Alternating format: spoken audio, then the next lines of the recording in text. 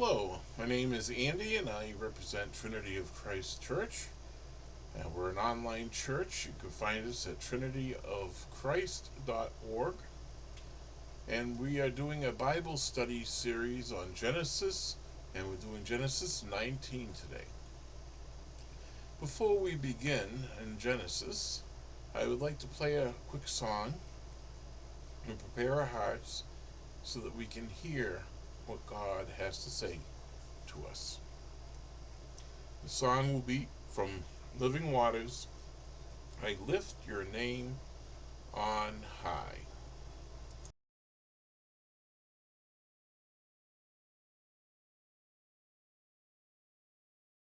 Yes, this is a song by Living Waters.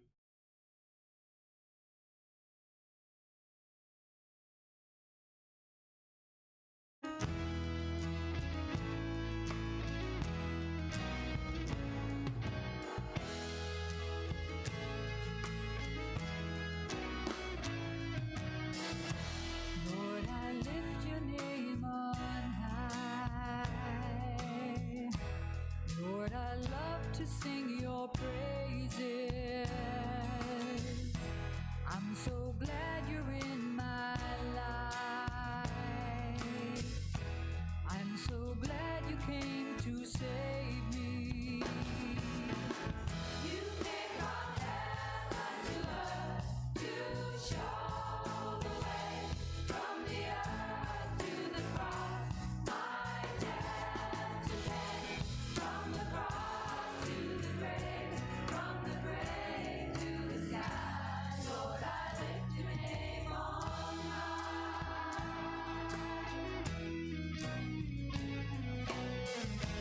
Lord, I lift your name on high. Lord, I love to sing your praises. I'm so glad you're in my life. I'm so glad you came to save me. You came from heaven to earth to show the way, from the earth to the cross, my debt to pay, from the cross to the grave, from the grave to the sky.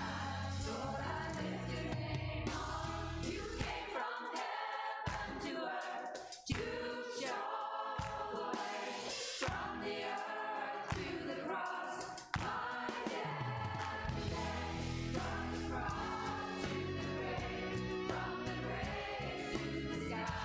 Lord, I lift your name on high.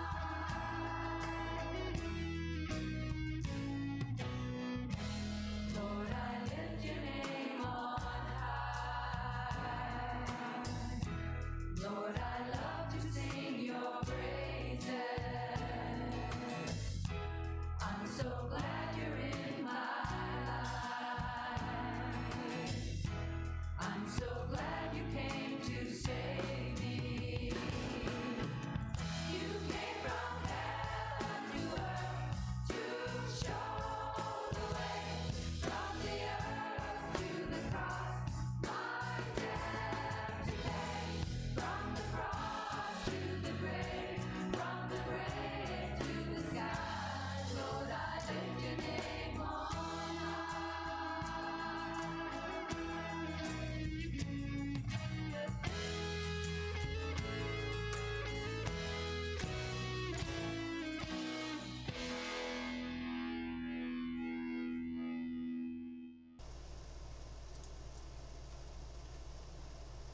Lord, let us lift your name on high.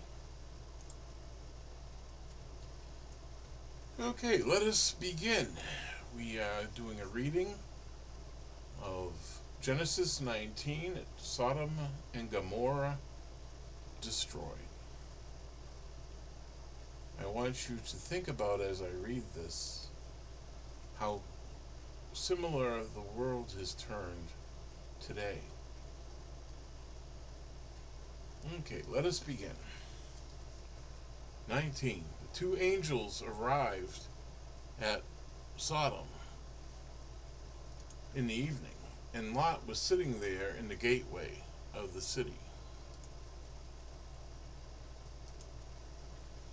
When he saw them, he got up to meet them and bowed down with his face to the ground. "My lords," he said, "please turn aside to your servant's house. You can wash your feet and spend the night, and then go on your way early in the morning." "No," they answered, "we will spend the night in the square." But he insisted so strongly that they did go with him and enter his house. He prepared a meal for them, baking bread without yeast, and they ate. Before they had gone to bed, all the men from every part of the city of Sodom, both young and old, surrounded the house.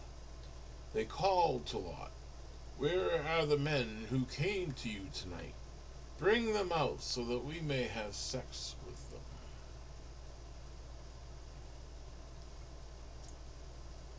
I'm going to stop for a second. Can you imagine the difference between Lot and Sodom? Lot welcomes the two men, invites them into his home, and feeds them and washes their feet from their travels. The people of Sodom come and demand that he release them to them so that they can have sex with them and abuse them. Quite the difference in attitude and quite the difference in their behavior. Let's read on.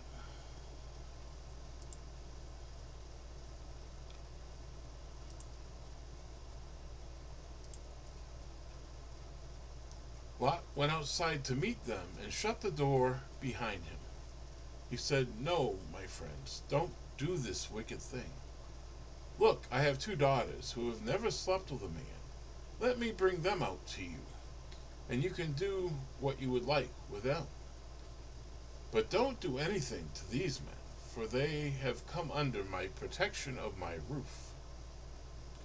"Get out of our way," they replied. "This fellow came here as a foreigner, and now he wants to play the judge. We'll treat you worse than them." And they kept bringing pressure on Lot to move forward to break down the door. But the men inside reached out and pulled Lot back into the house and shut the door.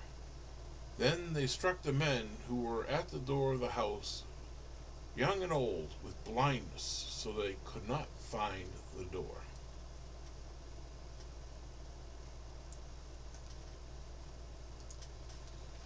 Imagine that. They're not only threatening the strangers in the city, but they're threatening Lot. Now, I don't understand why Lot would offer his daughters. That doesn't make sense to me. It may be that Lot was also affected by the sin of the city and wasn't thinking clearly. That I just don't know. I can't answer the question for that. But the fact that these people of the city wanted to abuse and have sex with the strangers and were willing to hurt others to fulfill their own desires. Doesn't that sound a little bit like today?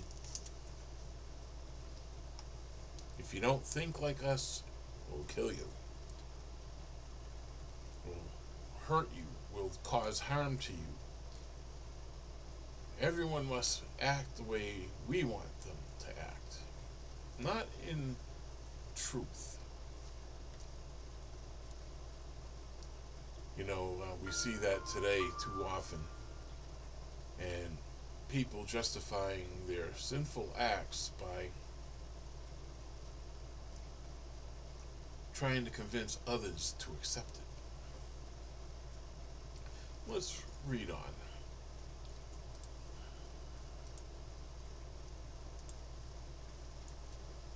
12. The two men said to Lot, "Do you have anyone else here, sons-in-law, daughters, sons of or daughters, or anyone else in the city who belongs to you?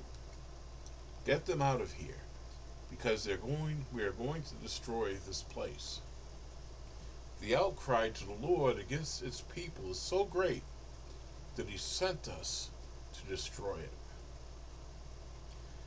So Lot went out and spoke to his sons-in-law, who were pledged to marry his daughters.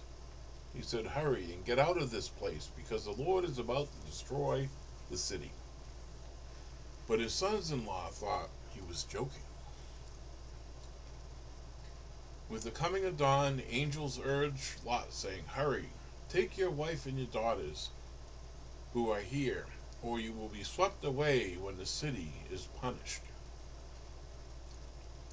When he hesitated, the men grasped his hand and the hands of his wife and of his daughters and led them safely out of the city, for the Lord was merciful to them.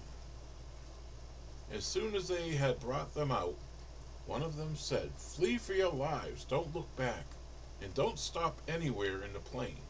Flee to the mountains, or you'll be swept away."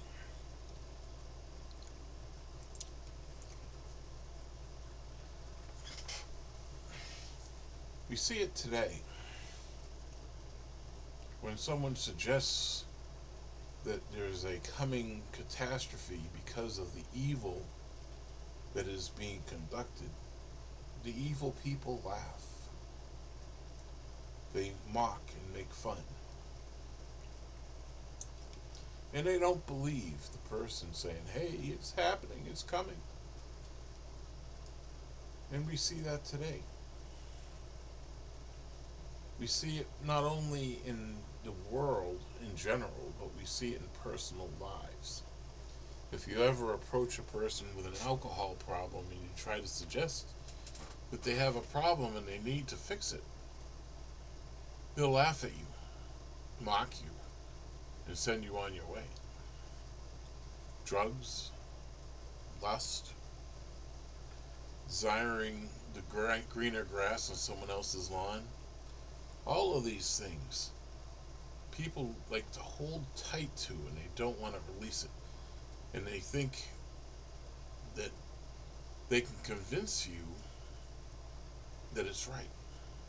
Not because it's right, but because they want to do it. This happens all the time, every day in life and in society. And even Lot, who, even though he is considered a righteous man, he is affected by the way of life that he was surrounded with. And so he's hesitating about leaving. And, the angels have to kind of push him to go and to leave. Because we like sin. We're hesitant to change. And so it affects our choices and our ability to make choices. Sin blinds people, as the people of Sodom were blinded by the angels. But sin itself blinds people to the acts of what they're doing until it's too late. So let's continue reading a little more.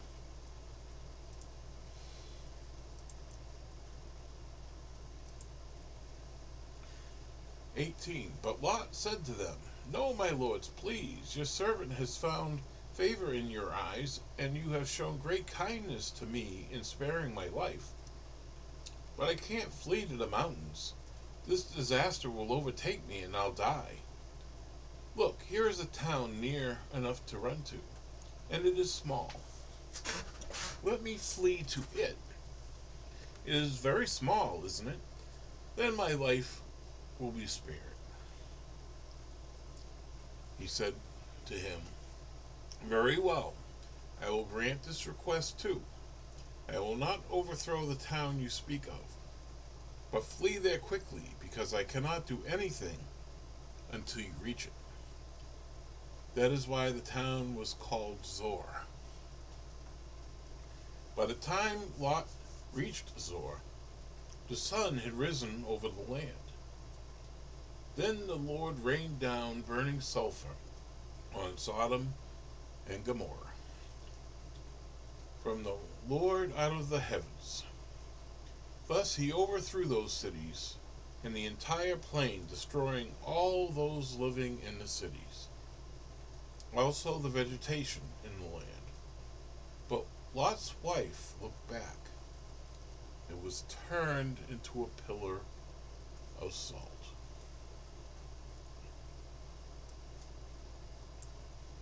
Early the next morning, Abram got up and returned to the place where he had stood before the Lord.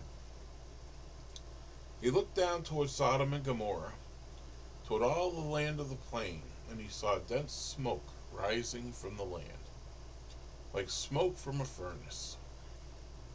So when God destroyed the cities of the plain, he remembered Abraham, and he brought Lot out of the catastrophe, and overthrew the cities where Lot had lived.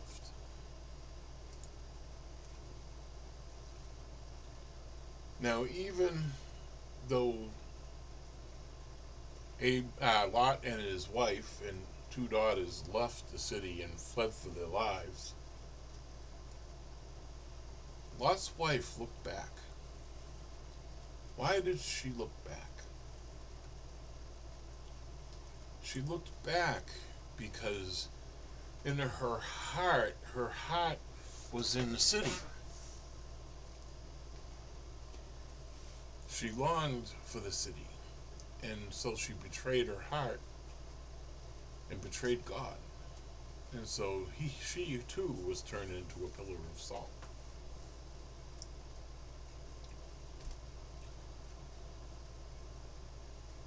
We are like that,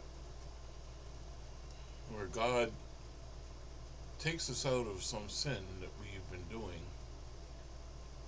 and even though we have escaped that particular sin at that particular time, we find ourselves called back to it. And you want to reject that. You want to turn from your sin and never look back. It's easier said than done, and God is very patient with us. He gives us time to work it out. But in the case of Lot's wife,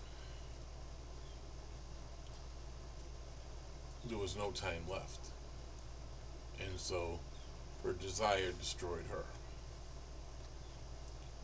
But even with the fact that Lot was preserved and his daughters were preserved, you'll find out later that the sin of Sodom is still, the influence is still there. And we'll read on to understand that.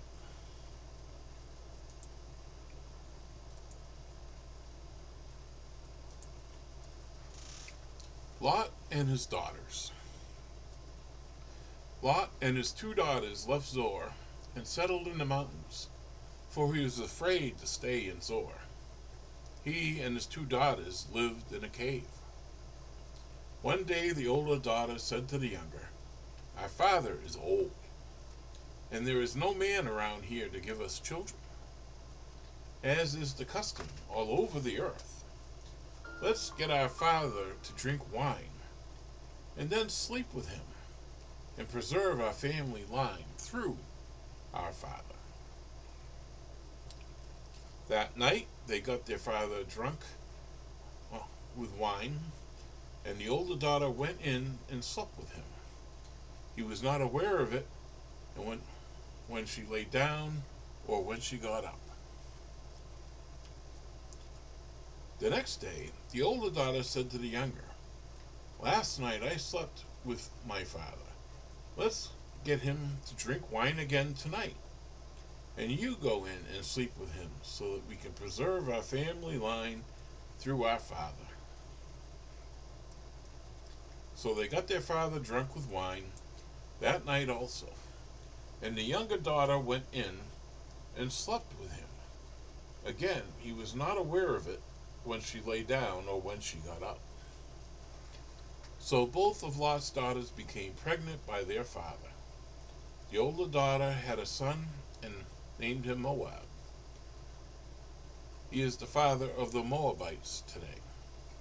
The younger daughter also had a son, and she named him Ben-Ami. He is the father of the Ammonites of today.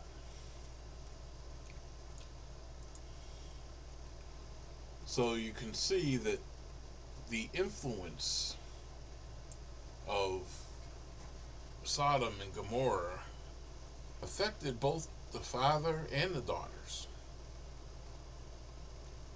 You know, the father got drunk beyond sensibility, and the daughters let their lusts and desires for having children cloud their judgment. And both the Moabites and the Ammonites would be enemies to Israel in the future. So, birthed from a sin is not a good way to start. But God is patient with us, and He gives us time to repent and time to change our hearts. But you have to separate yourself from the evil. You can't remain in Sodom and Gomorrah and be holy. You must separate yourself from it. I hope that the lessons that we learn here are lessons that we can learn for our lives. Because this applies to each individual, not just nations and peoples. If you allow yourself to be in a situation where you can be corrupted, you will be corrupted. And so, we have to think differently than the average person. We are children of God, and we have a responsibility to be holy, to be separate from. So, something to consider. And I praise God for His mercy and for His forgiveness, for He waits so long before He punishes. And I'm sure the call and the cry for Sodom and Gomorrah was so great, He could not ignore it any longer. So the fact that you get away with a sin today, don't be cocky about it. Because God is showing His patience for you to have a chance to turn from it. Take your chance and seek God. God bless. I hope you have a good week, and I'll see you next week for the next Genesis 20.